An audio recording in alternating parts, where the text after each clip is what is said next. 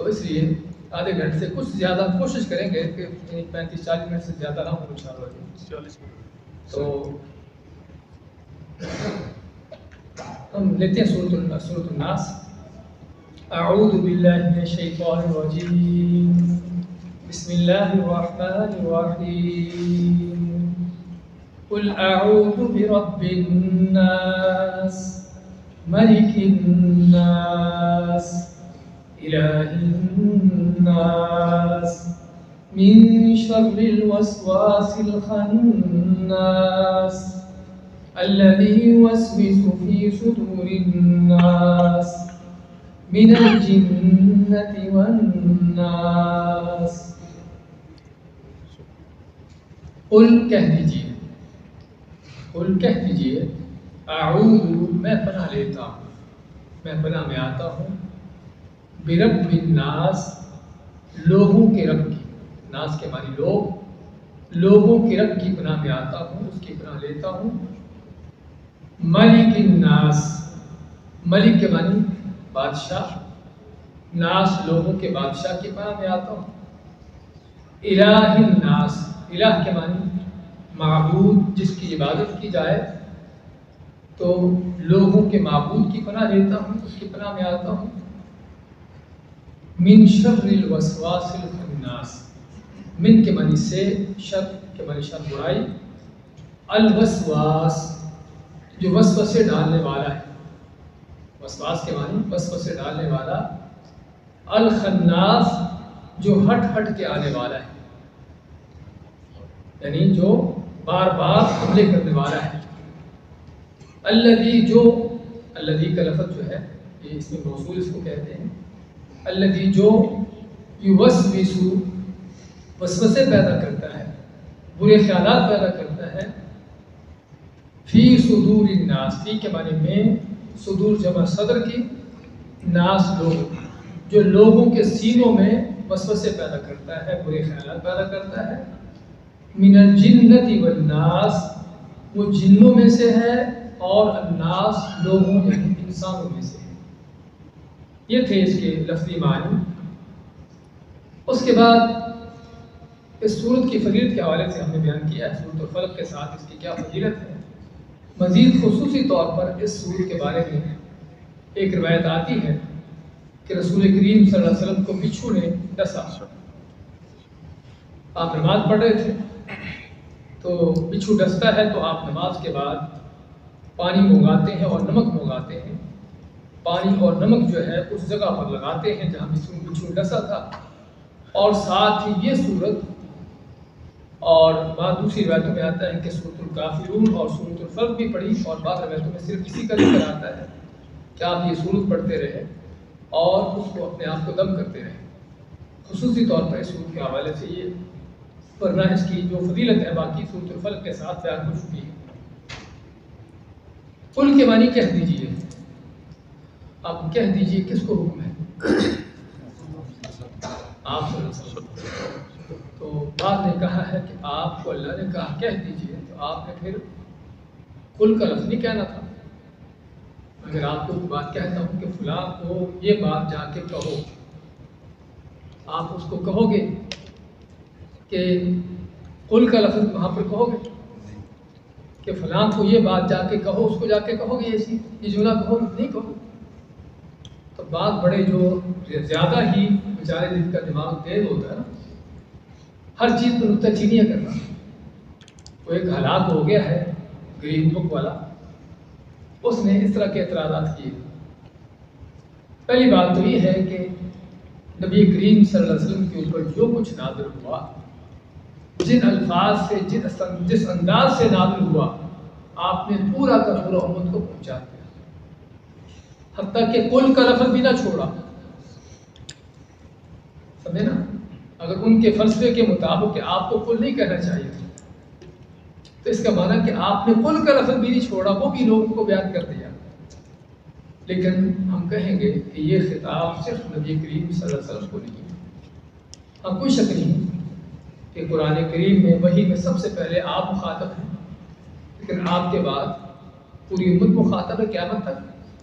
آپ نے لوگوں کو کہا اور لوگ آگے کہیں. اور آج تک قرآن سنتے سناتے چلے جا رہے ہیں۔ اس لیے یہ قل کا لفظ قرآن کا لفظ ہے، اللہ نے نازل کیا ہے، اس کو قرآن میں ہونا چاہیے۔ اور جس طرح کہ نبی کریم صلی اللہ علیہ وسلم کو حکم تھا کہ آپ لوگوں کو یہ باتیں سنائیں بتائیں، اسی طرح ہم کو بھی حکم ہے کہ ہم آگے یہ باتیں لوگوں کو سنائیں اور بتائیں۔ اس لیے اس طرح کے اعتراضات کرنا قرآن کریم کے حوالے سے آج رسول اکرم صلی اللہ علیہ وسلم کی ذات پر آدمی کرتے ہیں، کسی کی بیوقوفی اس کی جہالت کی دلیل ہے۔ اعوذ پناہ لیتا ہوں، پناہ کیا ہوتی ہے؟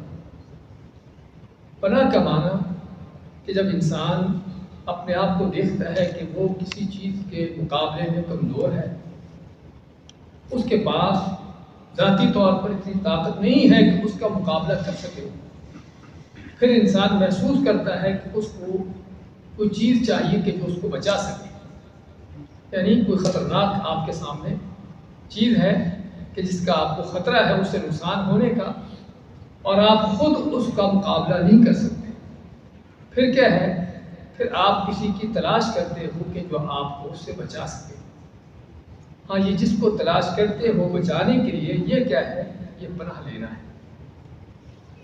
اور یہ ہم لیتے ہیں پناہ، انسان مختلف زندگی کے ہر لمحے تقریباً اس کے ساتھ اس طرح کی چیزیں پیش آتی ہیں کہ اس کے یعنی کہ ایسا سامنے آتا ہے ہوتا ہے اس کے چیزوں کے ساتھ کہ خود اس کا وہ مقابلہ نہیں کر سکتا، تو کسی بڑے آدمی کی پناہ لی، کسی طاقتور شخص کی پناہ لی، کسی زیادہ لوگوں کی پناہ لے لی، کسی مکان کی پناہ لے لی، کسی مودی جانور سے بچنے کے لیے کسی کمرے کے اندر گھس گئے، سمجھے نا؟ تو یہ پناہ لینے کا انداز یہ پایا جاتا ہے، لیکن ہمیں معلوم ہونا چاہیے کہ پناہ لینا اس میں دو چیزیں ہیں۔ ایک تو وہ پناہ ہے کہ جو صرف اللہ کی ذات سے ہے، ایک وہ پناہ ہے کہ جو صرف اللہ کی ذات سے ہے، اس کو عربی میں کہتے ہیں استعاذہ، کہ جو صرف اللہ کے سوا کسی اور سے طلب کرنا شرک ہے، ناجائز ہے۔ اور ایک وہ پناہ ہے کہ جو ہم بندوں سے مخلوقات سے لے سکتے ہیں۔ تو کون سی پناہ ہے کہ جو صرف اللہ ہی سے لے سکتے ہیں؟ کہ جس کو ہم کہتے ہیں ما فوق الفطرت،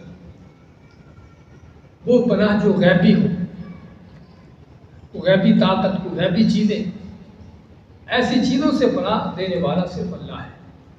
اور ان دونوں صورتوں میں بھی ہم دیکھیں گے کہ ان چیزوں کا ذکر ہوا ہے کہ جس کا انسان کے پاس اس کی ظاہری قوت و طاقتوں کے سامنے نہیں ہے۔ اس صورت میں شیطان کا ذکر ہے۔ اب شیطان آپ کے پاس تو ہے قوت طاقتیں، اصل فوجیں شیطان کا مقابلہ کرنے کے لیے، تو اس طرح کی چیزوں کی پناہ جو ہے وہ صرف اللہ کی ذات سے ہے۔ تو ایک دوسری پناہ ہے کہ جس طرح میں نے مثال دی پہلے کہ آدمی کے پیچھے کو فرض کرو مودی چیز لگی ہے، تو شیر لگا ہے کہ اس کو آدمی بھاگ کر کسی درخت پہ جا چڑھتا ہے، کسی کمرے میں اپنے آپ بند کر لیتا ہے، یہ کیا اس نے کیا؟ پناہ لی۔ جائز ہے کہ ناجائز ہے؟ جائز ہے۔ کسی آدمی کو مارنے دوڑ رہا ہے، اس کے پیچھے وہ آتا ہے، دیکھتا ہے کہ جس طرح آپ 50-60 لوگ بیٹھے ہو، کہتا ہے کہ مجھے بچا لو بھی، مجھے پناہ دے دو، تو یہ دیکھتا ہے کہ لوگ بیٹھے ہیں، زیادہ تعداد میں ہیں اور وہ طاقت رکھنے والے ہیں اور پناہ دینے پر قادر ہیں، تو ان سے پناہ طلب کرتا ہے، جائز ہے۔ ہاں، الگ بات ہے کہ اس طرح کی پناہ میں بھی اصل توکل یقین اللہ پر ہونا چاہیے، کتنے بھی زیادہ لوگ کیوں نہ ہوں۔ ہاں، وہ ٹھیک ہے، آپ ان سے پناہ تو طلب کرنے کو کر سکتے ہو، لیکن آپ کو دیں گے کہتے ہیں بھی بڑا بدماش آدمی ہے، ہم اس کا مقابلہ نہیں کر سکتے، ہوتا ہے نا؟ اس کو جو مارنے آ رہا ہے، لوگ کہیں بھی یہ بڑا بدماش ہے، ہم اس کے ساتھ اس کا مقابلہ نہیں کر سکتے، تم جانو یہ جانتے۔ تو یہاں پر بھی اصل توکل اللہ پر ہی ہونا چاہیے، مادی وسائل ہونے کے باوجود بھی، جہاں ظاہری وسائل ہو تب بھی اصل اعتماد اللہ پر ہو، لیکن جہاں پر ظاہری وسائل موجود ہوں، مادی اسباب موجود ہوں، وہاں پر ہم کہہ سکتے ہیں کہ کسی مخلوق سے، کسی چیز سے پناہ لینا کہ جس میں ظاہری طور پر پناہ دینے کی طاقت ہو، ظاہری طور پر۔ اس کا معنی کیا ہے کہ واقعی ہی وہ پناہ دے سکتا ہو، اس کے پاس طاقت موجود ہو، مجھے نظر آتا ہے کہ آدمی طاقتور ہے، مجھے بچا سکتا ہے، لیکن فرض کرو ایک آدمی مجھے مارنے آ رہا ہے، آگے ایک بابا جی لیٹے ہوئے ہیں، وہ بابا جی اٹھ کے بیٹھ